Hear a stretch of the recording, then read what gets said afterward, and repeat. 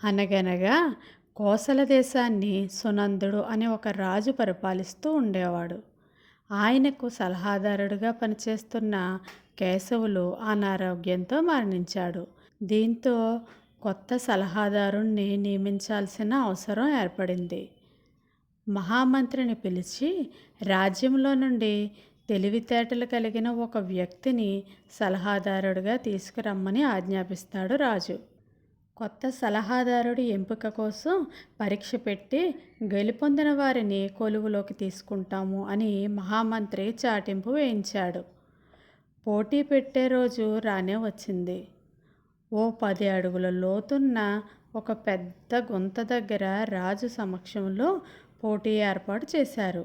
మహామంత్రి వచ్చి ఒక వజ్రపు ఉంగరాన్ని ఆ గుంతలో జారవిడిచాడు.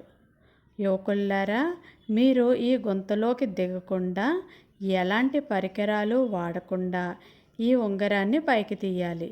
అలా చేసిన వారే ఈ పోటీల్లో విజేతలవుతారు అన్నాడు. పెద్ద సంఖ్యలో అక్కడికి చేరుకున్న ఔత్సాహికులకు ఎటూ పాలుపోవడం లేదు. కొంతమంది ఏవేవో ప్రయత్నాలు చేశారు, కానీ ఉంగరాన్ని మాత్రం బయటకు తీయలేకపోయారు.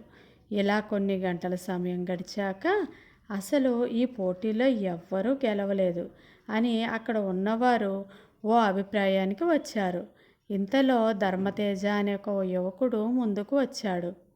అయ్యా, నాకు ఒక పిడికెడు పేడ తెప్పించి ఇవ్వగలరా అని మహామంత్రిని అభ్యర్థించాడు.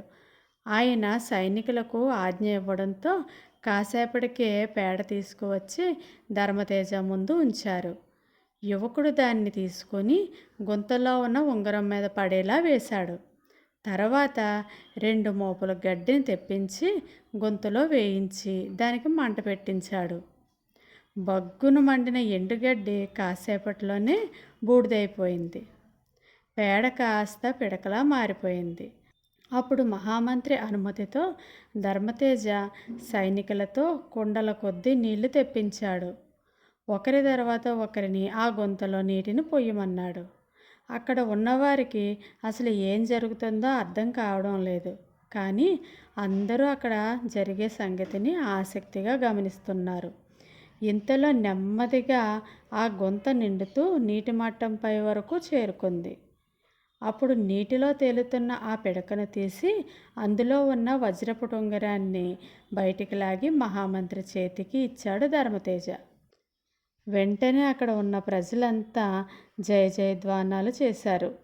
మహారాజు భలా అని మెచ్చుకుంటూ ధర్మతేజను విజేతగా ప్రకటించి తన కొలువులో తీసుకున్నాడు. అదర్రా పిల్లలు, ఈ కథలో నీతి ఏమిటంటే బుద్ధిబలం ఉంటే దేన్నైనా సాధించగలం. ఈ కథ కనుక మీకు నచ్చినట్లయితే ప్లీజ్ లైక్ చేయండి, షేర్ చేయండి, సబ్స్క్రైబ్ చేసుకోండి. Thank you.